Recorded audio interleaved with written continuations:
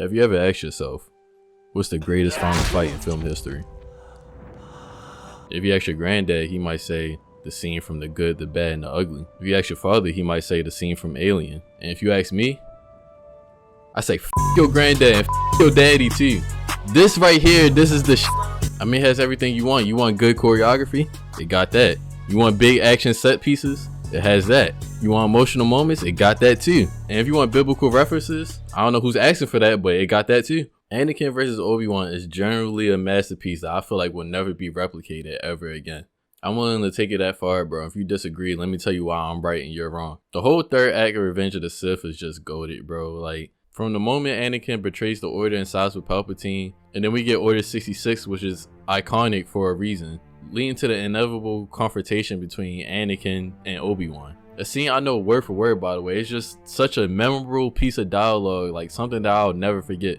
It's just all set up so perfectly. Like, we know what's at stake. Obi-Wan is the teacher, the mentor, and Anakin is a student, and more importantly, like a little brother to Obi-Wan. The fact that it's so personal is just what makes it so great. It's not the generic good guy versus bad guy. Like, yes, Anakin has turned to evil, he must be stopped, but like, it's just so tragic at the same time. Watching this shit for the first time, I was in shambles. I mean, shit, I said the first time, every time I watch it, I'm in shambles. Just the whole time you watching it, you just screaming, Anakin, no, like, stop, please. And then there's also that inevitable dread that comes with it, because we all know that Anakin is Darth Vader. So there's no possibility that Obi-Wan turns him back to a Jedi. It's just soul crushing for Obi-Wan and the audience. And Anakin is the greatest depiction of the fallen angel archetype. I mean, this is the chosen one who was prophesied to restore peace, bring balance to the Force. But right now, he's just this all-imposing threat. He's Darth Vader in this moment.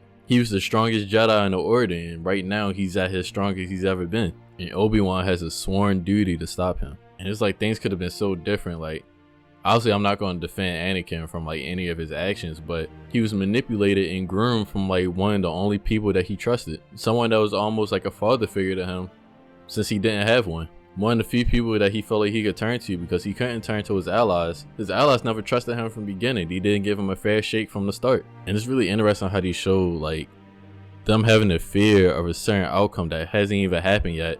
That fear inadvertently caused it to happen. I mean, the Jedi always sensed the danger in Anakin. They sensed the Vader in him, so they treated him like Vader. You know, they didn't trust him. That caused Anakin to go to Palpatine. Anakin winds up doing the same thing. He envisioned his mother dying. And what did the Jedi tell him to do? They told him to do nothing, forget about it. So he hesitated, he listened to them. So when he decides to go against it and save his mother, that hesitation is what got her killed. And he grew resentment for the Jedi. That brought him a step closer to the dark side. So now when his Padme that he senses is in danger, he won't make the same mistake twice. So when he acts on it and he comes to the conclusion that becoming Vader is the only way to save her, that decision is what kills her. And it's very poetic that the Jedi and Anakin were basically all slaves to their own fear. And that's what makes this final scene between Anakin and Obi-Wan so good. Obi-Wan just had to cut down his own brother, and he's torn by it. Anakin was the chosen one. But I'll argue that he was a victim of circumstance. And it's just a hard watch, man. It's hard to watch the death of Padme and the birth of Darth Vader.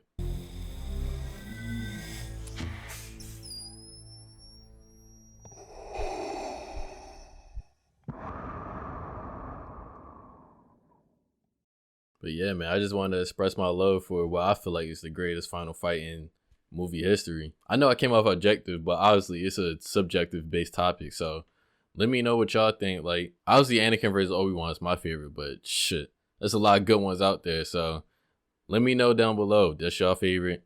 Is something else your favorite? Opinions is what this shit is all about. So yeah, with that being said, I'm out. Catch y'all in the next one.